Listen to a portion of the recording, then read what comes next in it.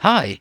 So, in one of my recent videos, I talked about a book called Waiting for Reforms under Putin and Medvedev as an example of why it's usually better to read older books, let's say that are 5 to 10 years older than a current political development.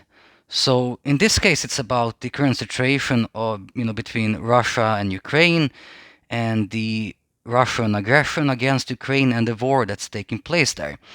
And because I'm also a historian in my background, I usually say that it's therefore better to read older books in order to understand the contemporary development.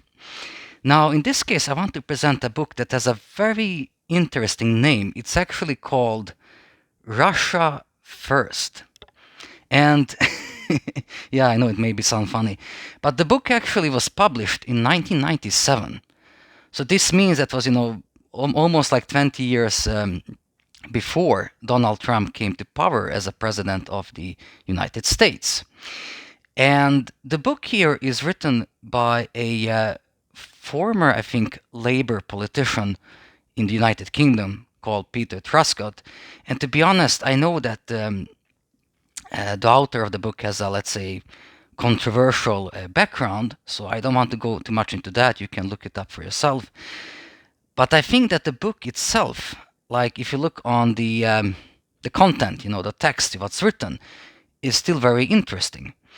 Because one of the main points of the book is that relations between Russia and, let's say, the West, like European Union and United States and NATO and so on, that they've changed through time. They've been different through different years, different historical periods. Now, the interesting thing is that what's mentioned in the book is that after the collapse of the Soviet Union, so now we speak about the beginning and the middle of the 1990s, there was more, let's say, political optimism in Russia that among, let's say, political elites like with Boris Yeltsin and so on, that Russia could actually become a Western state, like westernized state. That Russia could even like become part of, let's say, what's called, like, as a political West, like the EU, United States, and so on. And what happened is that after like the middle of 1990s, this kind of, let's say, ambition or dream collapsed, and politicians in Russia started speaking that they have to, let's say, put Russia first, meaning that we are not going to become a part of us, we're not going to have more, let's say, political integration or deeper cooperation with the United States and the European Union. Instead, we are going to focus more on Russia and our own, let's say, national interest.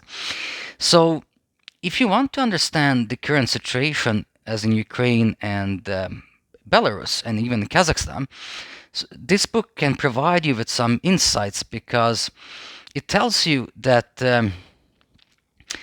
Russian government, let's say political behavior has not changed so much since middle and the end of 1990s. So what's happening now, let's say in Kazakhstan and Ukraine and Belarus, is partly connected to how Russia as a state acted already during, let's say, 1997 or 1998, 99, and so on.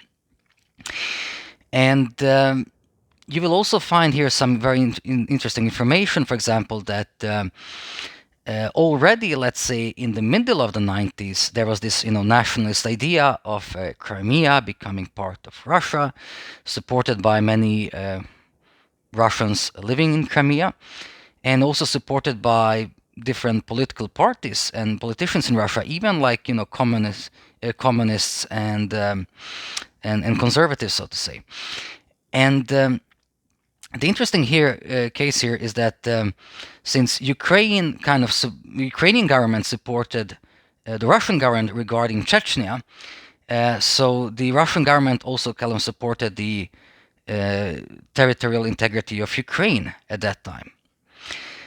So, very, very interesting book. As I say, the author has a controversial background, and I think if you read it, that you can, find some important insights just by interpreting and understanding the text itself. So, thank you very much for listening. I will provide some more information in the video description, and please follow my channel. Thanks.